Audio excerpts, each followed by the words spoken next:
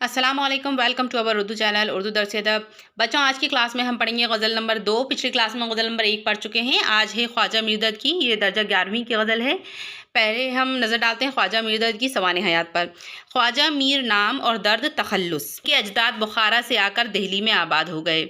ख्वाजा बहाउद्दीन नक्शबंदी से नसबी ताल्लुक़ की बुनियाद पर यह कहा जा सकता है कि तसव्वुफ़ उन्हें वरसे में मिला। यानी जो ख्वाजा बहाउद्दीन थे वो एक सूफ़ी थे, तो उनके ही नसब से उनका ताल्लुक़ है, तो इसीलिए उन्हें तसव्वुफ़ वरसे में मिला, यानी विरासत में। दर्द तबान बहुत सादा मिजाज और क़नाअत पसंद थे। दिल्ली की तबाही के दिनों में भी वो तर्के वतन पर आमादा ना हुए, यानी वतन छोड़ने पर,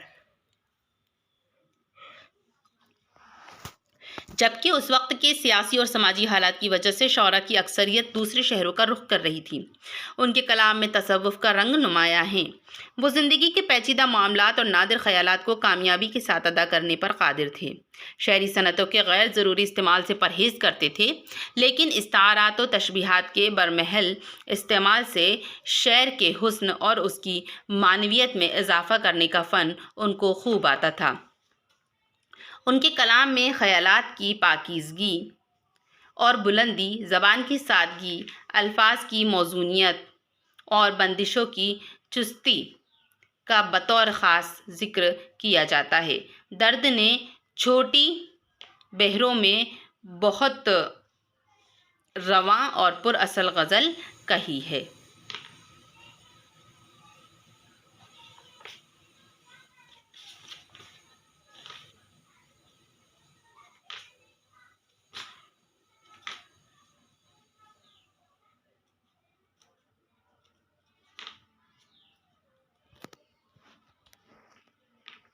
अब यहाँ पर इस गज़ल के अल्फाज पानी दिए गए हैं। जो गज़ल मैं आपको पढ़ाऊँगी उसके मुश्किल अल्फाज हैं। अर्ज़ व समा मतलब ज़मीन व आसमान, वहदत मतलब एक होना, दुई मतलब दो समझना या गैरियत, कासिद मतलब पैगाम लाने वाला या एलची, तिलिस्म मतलब जादू, इदराक फ़हम मतलब अक़ल और समझ शऊर, मस्त शराब इश्क मोहब्बत के नशे में चूर, बेखुद मतलब अपने आप से बेखबर मदहोश। अब इनकी गज़ल की तशरीह के अशार ये दिए हुए, अशार की तशरीह दी हुई है। अब इनकी गज़ल की अशार की तशरीह दी हुई है। आइए पहले मिसरे पर नज़र डालते हैं। अर्ज़ो समा कहाँ तेरी वुसअत को पा सके, मेरा ही दिल है वो कि जहाँ तू समा सके। तो ख्वाजा मीर दर्द को तसव्वुफ़ का अहम शायर कहा जाता है। तसव्वुफ़ वो होता है जिसमें खुदा की वहदानियत का ज़िक्र होता है, यानी सिर्फ़ और सिर्फ खुदा से मोहब्बत होती है, उसमें दुनिया वालों से मोहब्बत का तज़किरा नहीं होता। तो इनकी शायरी का बड़ा हिस्सा मुतसव्विफ़ाना तसव्वुफ़ से मुताल्लिक़ है और इसमें इश्क़ मजाज़ी के बजाय इश्क़ हक़ीक़ी यानी खुदा से बेपनाह मोहब्बत पर मुश्तमिल है। दो मायने होते हैं गज़ल में, एक इश्क़ मजाज़ी और एक इश्क़ हक़ीक़ी। इश्क़ मजाज़ी में जब शायर अपने महबूब यानी दुनिया वाले महबूब से मोहब्बत का इजहार करता है, और जब शायर इश्क़ हक़ीक़ी यानी अपने खुदा से मोहब्बत का इजहार करता है, खुदा का वो महबूब होता है, तो उसको इश्क़ हक़ीक़ी कहते हैं। तो मीर दर्द की जो शायरी वो इश्क़ हक़ीक़ी पर मुश्तमिल है। इस गज़ल के मतले का ताल्लुक़ भी इश्क़ हक़ीक़ी से है।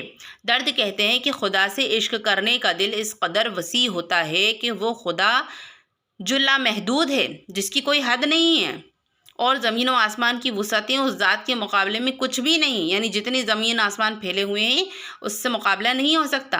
वो अपने सच्चे आशिक़ के दिल में समा जाता है, यानी खुदा का सच्चा आशिक़ तमाम वक्त उसी के ख़्याल में डूबा रहता है ना। तो मेरा ही दिल है वो कि जहाँ तू समा सके, यानी सच्चा दिल, सच्चा आशिक़ जो होता है, अल्लाह ताला से जो इश्क़ करता है, वो सिर्फ़ और सिर्फ अल्लाह ताला के लिए ही अपनी इबादत करता है, उसी से मोहब्बत करता है। तो सच्चे आशिक़ के दिल में ही खुदा ताला समाता है। वहदत में तेरी हर्फ दुई का ना आ सके, आईना क्या मजाल तुझे मुँह दिखा सके। फिर इस शेर का ताल्लुक़ भी इश्क़ हक़ीक़ी से है कि खुदा की वहदानियत साबित करने के लिए, खुदा का एक होना साबित करने के लिए दर्द कहते हैं कि खुदा वाहिद है, और इस बात से इसका पता चलता है कि आईने में भी उसका अक्स नज़र नहीं आता, कि कहीं कोई ये कह दे कि देखो एक खुदा ये है और एक आईने में है। इस तरह दोई समझना या दो समझना का हरूफ भी खुदा की वहदत पर नहीं आ सकता। इस शेर में शायर ने हुस्न तालील से काम लिया है, क्योंकि खुदा का वजूद आईने में नज़र नहीं आ सकता। इसीलिए शायर ने कहा है कि आईने में भी इतनी ताकत नहीं कि वो खुदा का अक्स पेश کر سکے. ٹھیک ہے. پھر قاصد نہیں یہ کام تیرا اپنی راہ لے، اس کا پیام دل کے سوا کون لا سکے. اس شعر کے دو پہلو ہیں. پہلا عشق حقیقی ہے.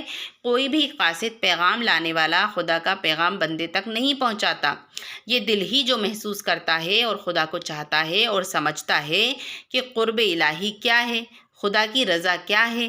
عشق مجازی کے اعتبار سے اس کا مفہوم یہ ہے کہ محبوب سے عاشق کا جو تعلق خاطر ہے، اسے عاشق اچھی طرح سمجھتا ہے کہ محبوب کیا چاہتا ہے نا.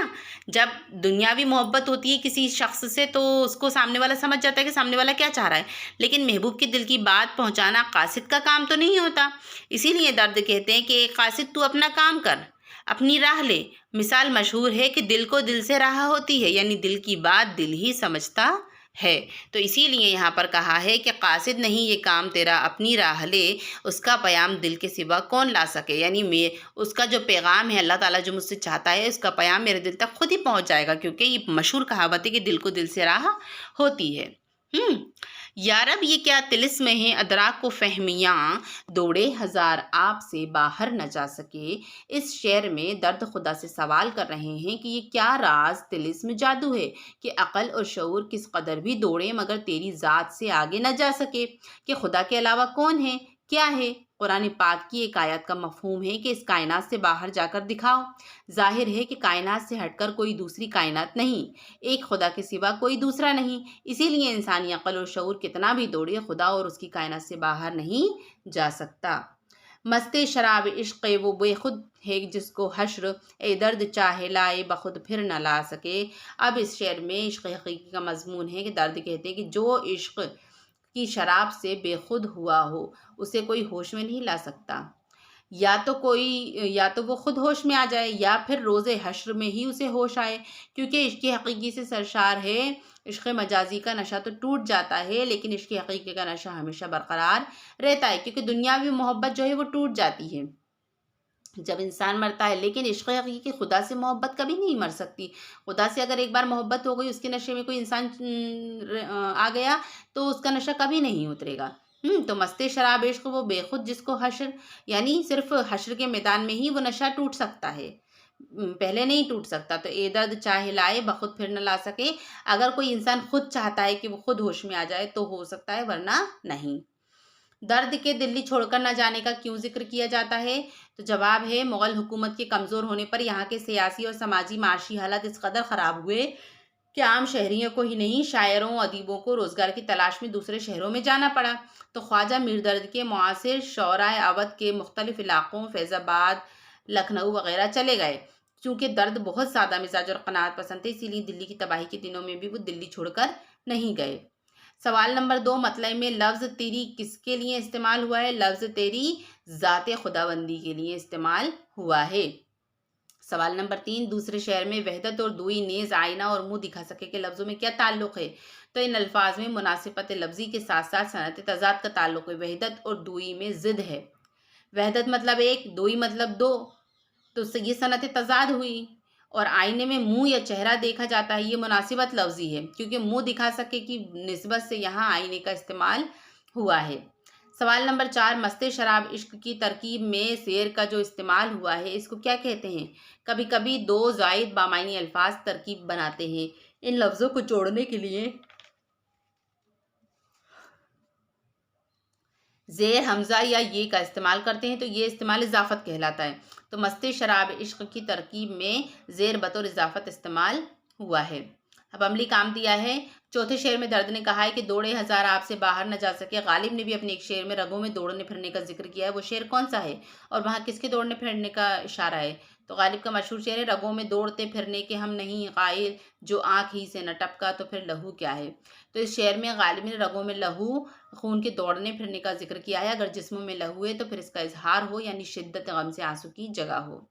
اور خواجہ میر درد کا شعر ہے، ایک ایسا شعر لکھا ہے میر تقی میر اور درد نے دونوں نے، کہ جس میں عشق کے تجربے کا بیان ہو. تو ان دنوں کچھ عجیب ہے میرا حال، دیکھتا کچھ ہوں دھیان میں کچھ ہے. میر تقی میر وجہ بیگانگی نہیں معلوم، تم جہاں کے ہواؤں کے ہم بھی ہیں. ٹھیک ہے، فی الحال تو یہ عملی کام میں تھا، یہ آپ کو اتنا امپورٹنٹ نہیں ہے، بس میں نے آپ کو ایک سرسری نظر کے طور پر اس کو پڑھا دیا ہے. جو آپ کے مشقی سوالات جوابات ہیں وہ آپ کو یاد رکھنا ہے. اور اس غزل کی تشریح. ٹھیک ہے بچوں، تو آج ہم نے پڑھی غزل نمبر 2. نیکسٹ کلاس میں ہم پڑھیں گے غزل نمبر 3. آج کی کلاس میں اتنا ہی. مجھے اجازت دیجیے. آداب.